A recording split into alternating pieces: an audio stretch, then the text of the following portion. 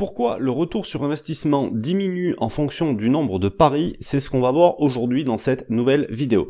Salut à tous, je m'appelle Thomas, je suis l'auteur du site gagnerauparissportif.com. J'ai l'objectif de faire 30 000 € de bénéfices par an avec mes paris sportifs et si tu veux me suivre dans cette aventure, je t'invite à t'abonner à cette chaîne. Ça te permettra, en activant les notifications, de recevoir toutes les nouvelles vidéos qui vont paraître. Alors, aujourd'hui, comme je te disais, on va voir pourquoi le ROI, le retour sur investissement dans les paris sportifs, diminue en fonction du nombre de paris.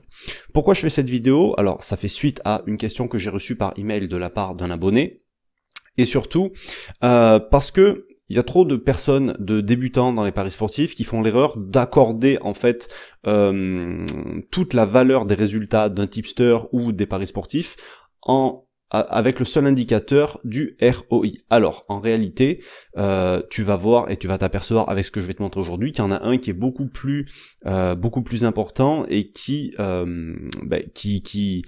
résume bien mieux en fait tes performances et les résultats que tu vas avoir. Donc, la première chose à faire, si tu veux, quand tu veux, alors je vais te montrer ça, on va basculer sur mon écran tout de suite. Donc, en fait, si tu veux, le ROI, ou le retour sur investissement, c'est pareil, c'est Return on Investment en anglais. La formule, ça va être le bénéfice réalisé que tu vas diviser par le total de mise. Donc, si tu fais, je vais te donner un exemple, et tu multiplies, donc ça te fait un chiffre en 0, quelque chose, ou en 1, quelque chose, ou etc., et tu multiplies par 100 pour avoir le pourcentage. Donc, admettons, tu fais 10 paris à 10 €.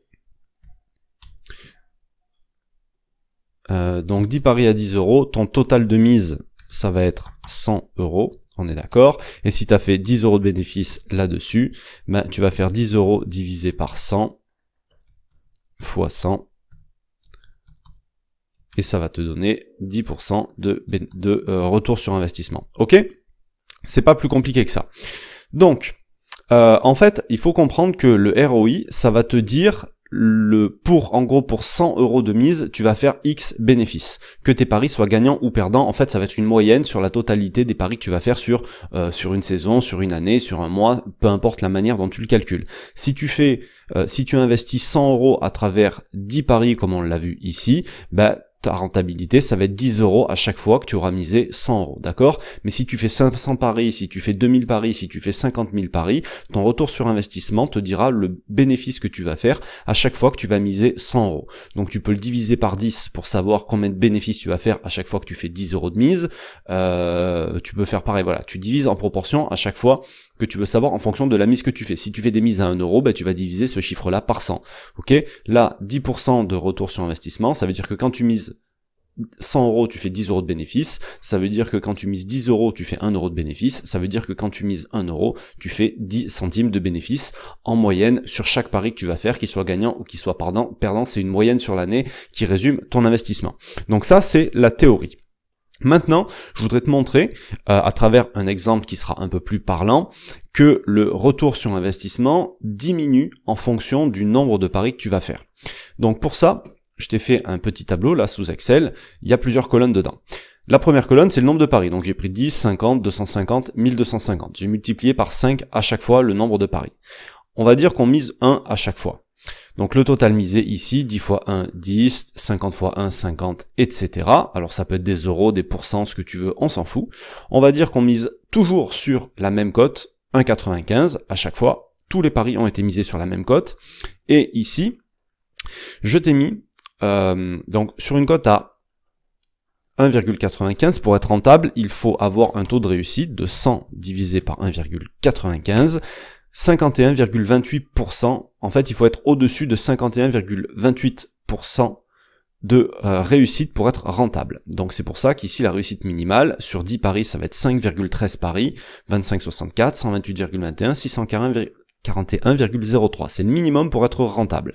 Mais on peut pas gagner 5,13 paris sur 10. Donc ici, il faudra en gagner 6 minimum pour être rentable. Ici, il faudra en gagner 26. Ici, 129. Et ici, 642. T'es d'accord avec moi?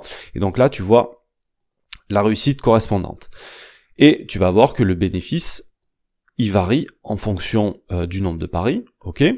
Alors évidemment sur 1250 paris, faire 1,90 € de bénéfice, c'est ridicule, mais c'est pour faire c'est le minimum de bénéfice si tu veux. C'est pour te montrer que le retour sur investissement va réduire en fonction du nombre de paris si tu fais le même bénéfice. Donc ici le retour sur investissement, ça va être le bénéfice, comme on l'a dit, divisé par le total des mises, et donc on met ça en pourcent, et si on fait en fonction du nombre de paris, tu t'aperçois très logiquement qu'il va diminuer. Ok? Donc là, c'est un exemple très simple, et tu vas me dire, oui, mais si je fais que 1,90 € de bénéfice sur 1250 paris, ça sert à rien de faire des paris sportifs, et je suis totalement d'accord avec toi. Maintenant, j'ai un deuxième tableau à te montrer, qui va te montrer aussi, on va prendre en compte un peu plus la réalité des paris sportifs, c'est-à-dire que les 60% de réussite que tu as sur 10 paris, tu les auras pas, d'accord, sur des cotes à 1,95 sur 1250 paris. Donc on va jouer en fait avec le taux de réussite. Donc là, on a le même tableau, et on va dire simplement que le taux de réussite diminue un petit peu. Donc je vais cacher la colonne du ROI pour l'instant, je peux pas le faire, bon c'est pas grave, 58%, 56% et 52%, d'accord? Comme ça on est toujours rentable. Donc tu vois que le bénéfice va augmenter, hein, c'est logique, vu que on fait beaucoup plus de paris, et que on est au-dessus du minimum de rentabilité. Tu t'aperçois que le retour sur investissement, forcément, il va diminuer. Et là, en fait, on a fait presque 10 fois plus de bénéfices que là. Pourtant, le retour sur investissement, il est divisé par 15. Donc, ça te montre bien que le retour sur investissement diminue en fonction du nombre de paris. Et le plus important, toi, dans tes paris sportifs, je suppose, et c'est comme moi, et c'est comme tous ceux qui parient, c'est pas d'avoir un retour sur investissement qui est énorme parce que tu t'aperçois que ça veut pas forcément dire grand-chose, c'est d'avoir le plus de bénéfices possible. T'es pas d'accord? Donc, en gros, l'indicateur qui, toi, va t'intéresser, c'est le ROC. C'est le ROC, c'est le Return on Capital. C'est le retour sur capital, c'est l'évolution de ton capital. Donc, pour ça, ce que tu vas faire, c'est très simple. La formule, c'est de diviser le bénéfice par rapport à ton capital de départ.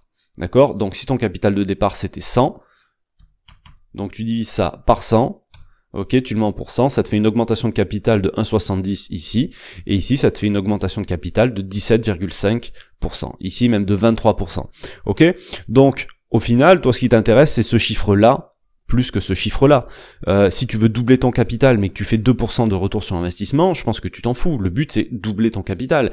Tu préfères peut-être multiplier par 5 ton capital et faire 1% de retour sur investissement que faire 15% de retour sur investissement, et que si tu avais un capital de 500 € au départ, que d'arriver à 510 €. Tu vois ce que je veux dire?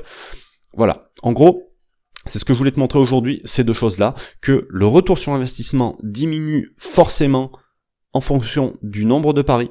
Ok, il peut pas rester à des sommets même si tu as des super résultats, et l'indicateur qui va être le plus pertinent des deux finalement, ça va être le retour sur capital, l'évolution de ton capital, le ROC. Ok, donc plutôt prendre cet indicateur-là quand tu cherches un tipster, quand tu analyses tes résultats, etc., que le retour sur investissement, parce que finalement celui-ci, sur le long terme, il est forcé de diminuer. Voilà ce que je voulais te montrer aujourd'hui.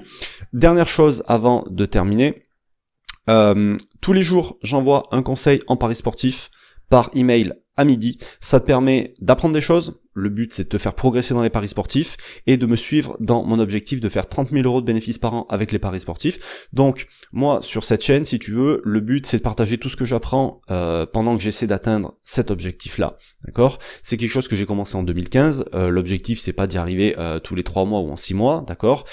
J'y suis toujours pas arrivé. Aujourd'hui, mon capital est passé de 500 € au départ à 14 000 €. Donc, le but, c'est de continuer d'augmenter jusqu'à environ 60 000 € de capital et faire 30 000 € de bénéfices sur une année. Et donc en souscrivant à ces emails, tu vas aussi suivre cette aventure, et je vais te partager tout ce que j'apprends en plus des vidéos, parce que j'écris beaucoup d'articles pour aider les parieurs. Voilà, si tu veux accéder à tout ça, c'est totalement gratuit. T'as le lien qui est juste en dessous dans la description. Moi je te laisse, je te dis à très bientôt. Je te souhaite plein de réussite dans tes futurs paris. Ciao.